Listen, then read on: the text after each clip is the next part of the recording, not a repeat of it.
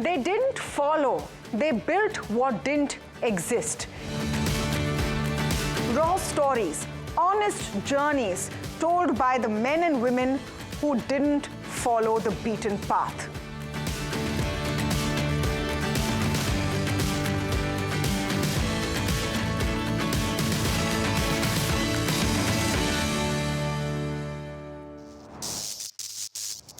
From market crashes to a global pandemic to 100 no's, they went through it all and finally found the light at the end of the tunnel. When you began the idea of Razorpay, how did the idea emerge for you and your co-founders? Where were you in life at that point? What were you doing? I was in Jaipur in my hometown. I went into a bank branch next to my home and said, hey, I want to start a payment gateway. How do I go about it? The guy looked at me, do you want a payment gateway? I said, no, I want to start a payment gateway of my own. And he said, like, nobody walks into a bank branch and says that. So the guy was utterly confused. And he said, I don't know how to help you there. Let me figure it out. Let me talk to my seniors in Delhi and connect you with somebody. And then the same thing happened in the next bank I went to and so on. So it took so much time to just figure out the right person to go about it. Then we went around and then we found, okay, this is some guy in Delhi who does these approvals. I connected to him, sent him a business plan. He looked at it, spoke to me, and then rejected us. So he said, "You are not from finance background. You have no idea what you're doing. Yeah. You're techie said, hey, I can build this. We are not going to approve you." Sure. At this point, the MNC job where you have tons of time is still going on? Or? MNC job is going on. We have not left our job. So we built the so product. That's smart. Yeah. So building the product on the side. We already started building the product. We started talking to people who would use it if we were to go live, and all of that, it was going well. Building the product part was also going well, but this was the hardest part. And this was been the hardest part of our journey. Right? So I went down to meet another banker, I went and met his senior, I went and met some other banker, and in the 6 months from there, I would have personally met 100-ish bankers. Almost 80% of them said no. Or like some of them said, yeah, I'll look at it, we'll see, and so on. So we kept going around that, we kept building the product, and finally, I had a meeting in Mumbai. It's important there because finally I had a meeting in Mumbai with a guy who was a relatively younger guy in a bank who understood what we were talking about, who understood what startups are, who understood what we were trying to do, and said, okay, I can give you an in-principle approval. And I remember that because that meeting happened on a Friday, the next Monday I left my job. Right? So this is the only thing I was waiting for. I left my job and I said, because by this time, now the startup idea was taking shape.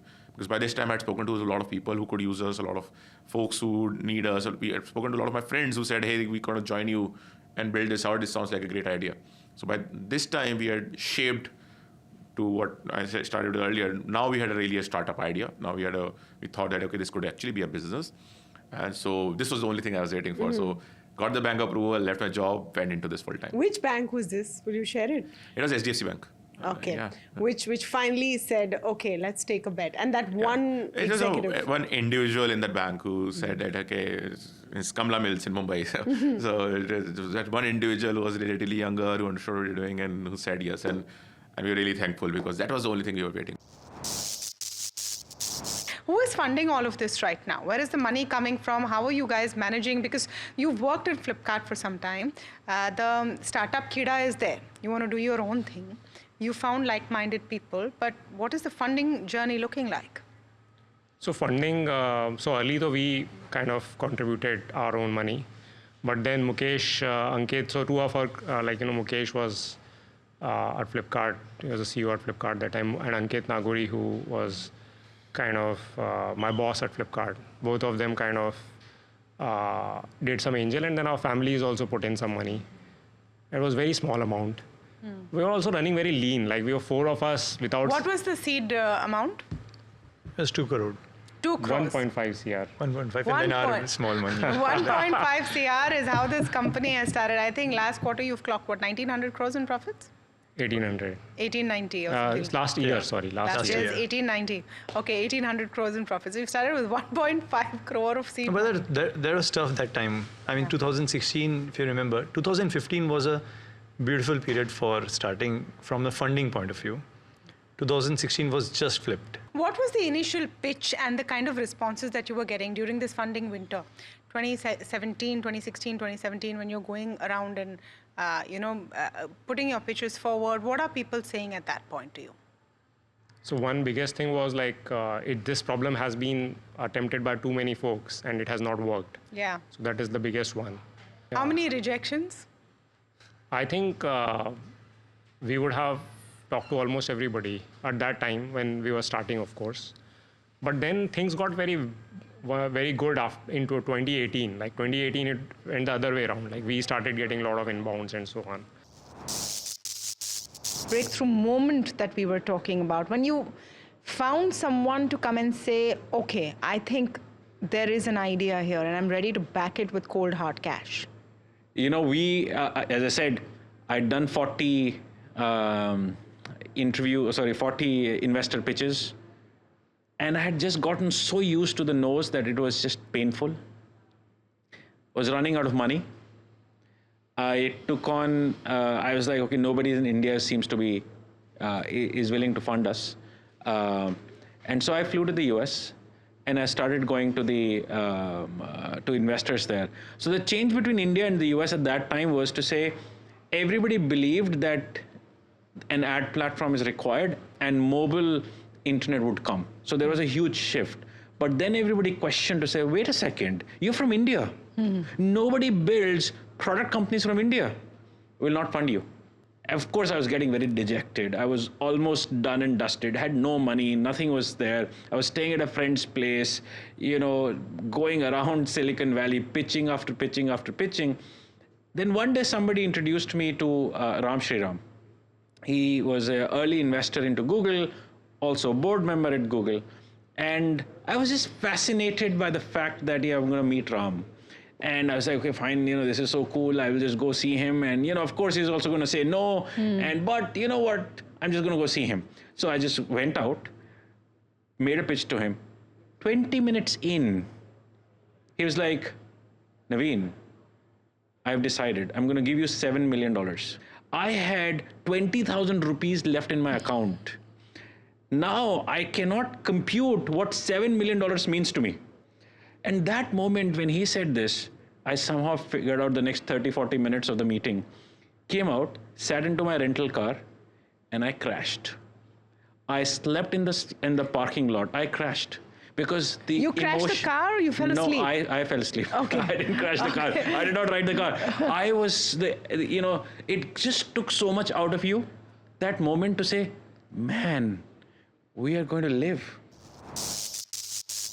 Was it a difficult idea or a proposition to sell to investors? Before you can get external funding, you can have a great idea, but I think you as founders, you have to also show that you believe it. And one way of showing it is put your own capital if you have whatever capital. So all three of us, Shreyans, Vijay and me, committed our own capital. Then once we did that, our friends and family members committed capital. And it was only that allowed us to have some product and proof of concept is when institutional funding came. So I guess one key takeaway is it's just not about idea. You do have to put some capital behind it. What was the initial capital amount for MyGate? The initial capital amount before institutional funding came was about 2 CR. Okay. That was personal and friends and family. Okay. So, in today's context, I think 2 CR doesn't seem that much to start a company. In our case, what happened was the first institutional investors found us. We didn't find them. And there's an interesting story because they found us because the 3 partners were staying in gated communities.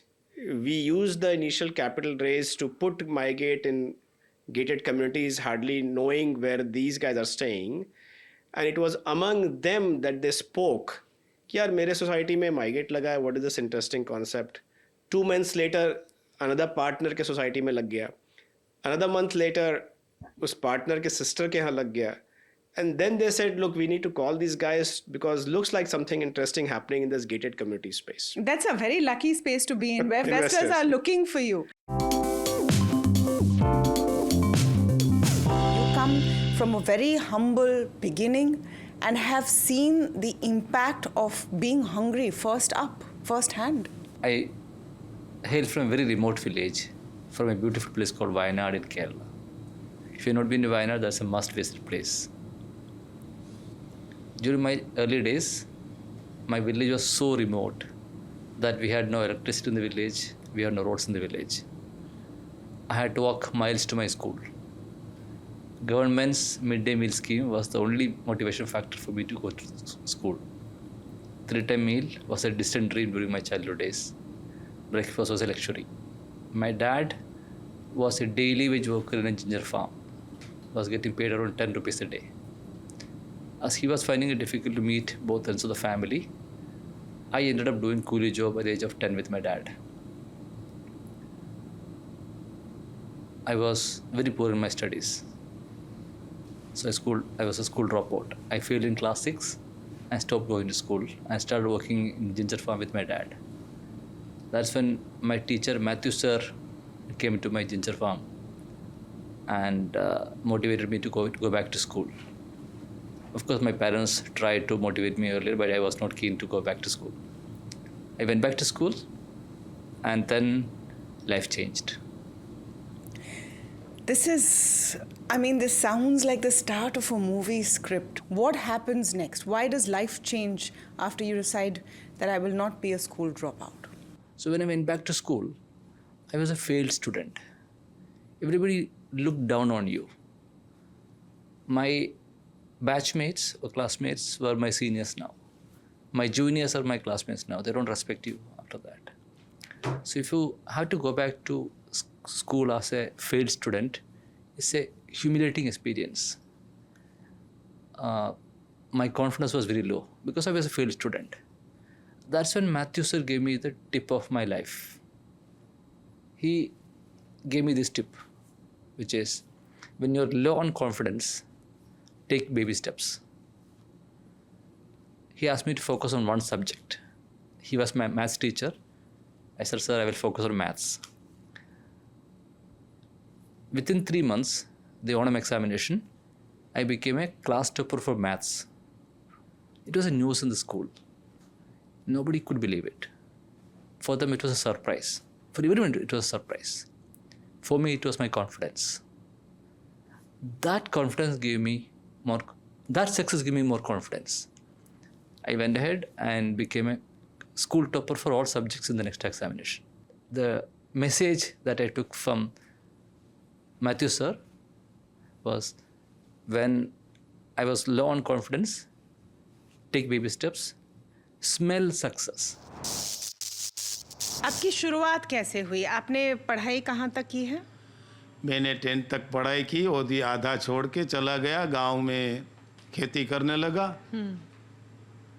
2 साल खेती काम किया, बारिश नहीं हुई, अकाल पड़ा। फिर मेरे को राजकोट आना पड़ा। राजकोट आके मेरे को विचार आया कि यहाँ सेट होना है, पैसा नहीं कमाना है, यहाँ हमको सेट होके यहाँ रुकना है। एस्टोन सिनेमा में गोविंद भाई खूट ने मेरे को 90 रुपया में नौकरी दी, बड़े भाई को 150 रुपये में। अच्छा काम किया, कैंटीन कॉन्ट्रैक्ट पे मिल गई। वहाँ चिप्स बाहर से आती थी, वो नई टाइम से मिलती थी, तो घर में बनाने लगे। घर में बनाते बनाते कैंटीन में बेचते बेचते विचार आया तो बाज़ार में बेची, बाइक से बेची, रिक्शा से बेची, लोन लेते गए, आगे बढ़ते गए, लोगों को जोड़ते गए, और आज जो ज़बरदस्त स्थिति बन गई। तो बालाजी चंदू भाई को पूछने लगे कोई, हमको तो 15 साल पहले कोई पूछते नहीं थे, कौन चंदू भाई, कौन बालाजी। तो एक इंसानियत की फ़र्ज होती है कि हम कुछ बन जाएंगे, हमको एक ब्रांड बनेंगे, ब्रांड के पीछे एक हमारा नाम होगा। नाम इसको बोलते हैं इंसान। इंसान एक ऐसी चीज़ है, मरने के बाद उसका नाम रह जाता है, वो कभी मरता नहीं है, उसको बोलते हैं इंसान। तो एक इंसानियत के आधार पे हमने एक काम किया, कोई पैसा कमाने का काम नहीं किया है। नहीं, पैसा तो खूब कमाया है, ऐसा नहीं। नारायण नारायण किया तो पैसा तो आएगा ही। नारायण नारायण करो तो लक्ष्मी तो अपने आप आती है। You've come from this background where you've had to stand in queue for rations.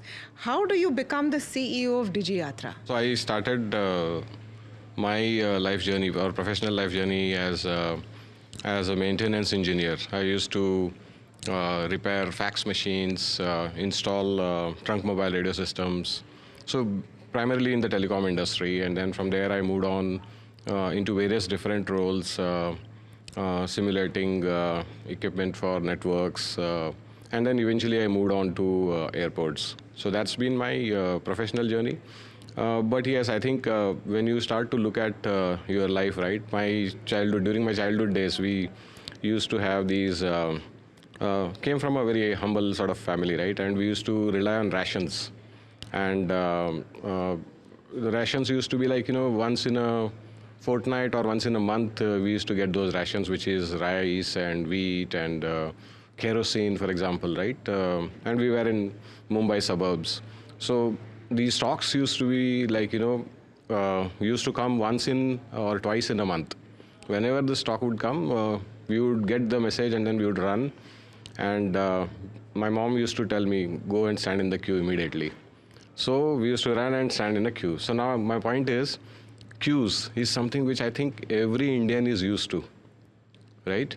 And this is from my childhood days I've been seeing. And as I grew up, so application to my college, right? Again, long queue. To even collect the application form, there is a long queue. Electricity bills, we used to stand in queues to pay electricity bills. And then, of course, professionally, when I entered the airport aviation industry, again, it's the same thing, right? And this is what was something which I felt, should not be, right? I mean, why should there be so much of friction in availing a service?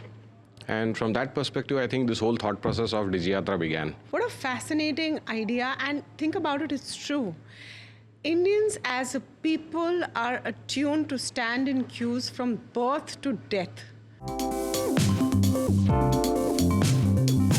When people go through a huge health event, they tend to shut down. They don't want the world to know. Yeah. You came out and you're very vocal about what you went through in early 2024. You had a stroke. Do you want to share why you felt the need to talk about it, what that journey was like for you? No, it's just in the spirit of the earlier thing what I said, in the spirit of just being open and just being honest about everything is that, it's just, how can I hide if I had a brain stroke and it was not possible. Even now I'm struggling, so talking to you, I'm coming up with words, as in I can find myself a lot slower, and it's improving with time, but it's been only 9-10 months since the stroke happened, and Was that your biggest challenge that you've ever faced? By far. It's because the first 2 months of when it happened, it was basically my whole right side of the body had given up, and the first 2 months I couldn't move as in I could move but slowly and etc. But I couldn't talk at all. So it was. I mean, I was not knowing what was going on, but definitely by far the biggest struggle of my life.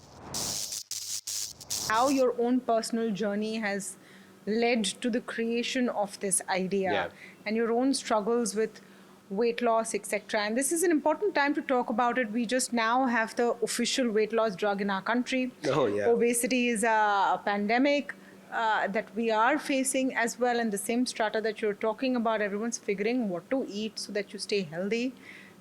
And was that really the challenges you faced then a big driver? And how does it lead to this? So, absolutely. This, in hindsight, to me, it seems like my entire life was leading up to doing this. You can't connect the dots when you're looking forward, but when I look back, it seems like this was my calling.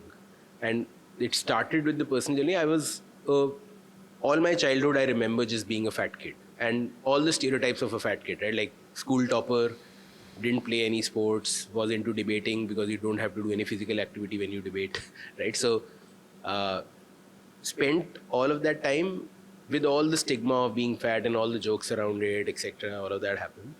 Then when I lost weight, I thought, now it's done. I lost some 40 kgs in 10 months by just going crazy. I just started running, stopped eating, zero science, zero understanding. I just understood the calorie equation of, calorie in, calorie out, just cut off all the calories, start running, go mad. So willpower is how I got through it. And lo and behold, in 3 years, 30 kgs came back. And I was like, okay, something's gone wrong, but I can do this again. I can again willpower my way through it. And again, in 9 months, I lost 30 kgs. And I thought, okay, now I'm done. Now I can eat and drink like my thin friends. 3 years again, 30 kgs comes back. I lose it a third time, but the third time I was like, you know what, you've got to now understand this beast because it keeps happening again and again.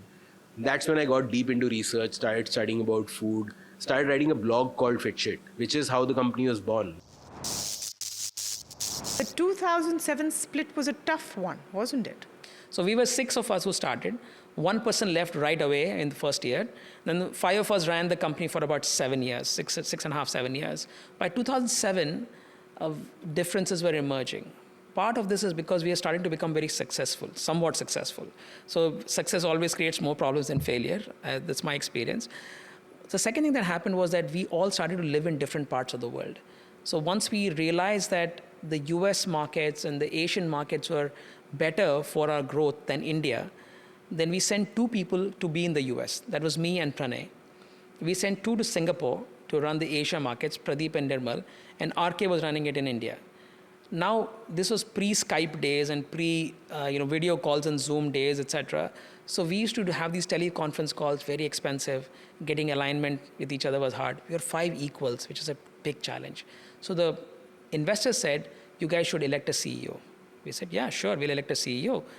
We all went and met in London, a neutral location. We were trying to get a neutral location. We booked a big hotel and a bunch of conference rooms, and we said, we'll spend a full week, we'll figure out what to do with Fractal. So we got together, we had an election. Pranay and I, the 2 of us who were in America, we both contested the election. And the other 3 were going to decide who to choose. Okay, so it was a toss-up between both of us. At the end of the process, which was a day long, and white smoke came out of the chimneys, then they announced that, Shrikant, we have selected you unanimously as the CEO. And I was thinking, okay, is Pranay going to be upset? But Pranay, we have a great friendship throughout our history. So Pranay was like, yeah, this is good. I think you'll be a great CEO. So we got back to our respective locations, and then hell broke loose. Because, I was not really an effective CEO, just to be very candid. When I look back, maybe I was not running it as effectively. Maybe I wanted to take charge of it too quickly. They were not used to this. My ego came in the way. Net, a year later, the 3 people who selected me as a CEO said, we don't want any CEO. Let's get back to the previous way of working. And that didn't work out, and things went from bad to worse. And then 2 of them quit. And then after that, we had a year and a half of great disturbance. AI was doing, analytics and AI were picking up, but we were in a very bad place. I realized that my ego is my biggest bottleneck. And entrepreneurship is an ego-crushing experience because, when you start a business, you feel like I'll be everybody's boss, and you realize that everybody is my boss. Okay, the first 20 clients come in, then of course, word of mouth, you begin to grow. And then 1992, Harshad Mehta hits. Yeah, so it's then a very very important phase in my life. So 90, I did all that, and word of mouth spread, and even the best of big players also started trading with me. So business was starting to grow. Then I shifted from this Veena chamber and bought my own office at Raja Vaduru compound. 91, around 91 end, I think so, office was complete. I was doing inauguration and all that, 92 start. And within few months, Harshad Mehta scam happens. And my customers are unable to pay. And I run into huge debt. So I don't know, what do I do now? So people advise me that, okay, if there's a big debt from customers are not paying, it is better you declare yourself bankrupt. And coming from textile business, we say that we give a word and we make the payment. There's an obligation to exchange from my firm. I have to pay. So till late night, lots of experience, I would not name the community. They told, hamare community mein hota hai. If at all client is, your business has made some losses, you can declare bankrupt. So I took a call, I will borrow money and I will pay back. So that is where I did my first dilution, borrowed money, and told them that you'll get equity from this on this firm. And I don't know when I would be able to pay you, because debts are quite huge. At that kind of an amount of debt, even big brokers were declaring themselves bankrupt. So they were kind enough to say that we know that, okay, you are a good person, you will be able to build a business. They took that leap of faith, invested around 50 lakh, 3 people. And today that 50 lakh would be around 1,000 crores. And still today also they haven't sold. So yeah, the 3 original shareholders of the first dilution, imagine that 50 lakhs put in on faith and now worth 1,000 crores. So you lived up to that. The kind of disruptions that your business had to go through. One is, of course, starting the business, and then this joint venture with Village Roadshow. 9/11 happens, they pull out, and you have to look for funds, you have to list. Then you have COVID coming in. So many of those, which have been some of the toughest moments. I think toughest obviously will be when my dad passed away in 92. Nothing can compare. I was all of 25 years old, and I just started Priya, and the trucking business suddenly was headless because my father was looking after that. I don't think there's anything that even comes close to that sort of setback that I had.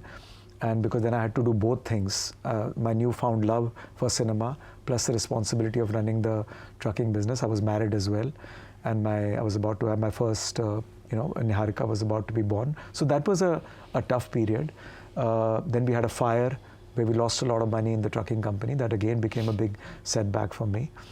So we just kept going, and of course after that, a Village Roadshow not wanting to expand was a big one because I'd already signed up a lot of multiplexes. I signed up worth about 100 crores.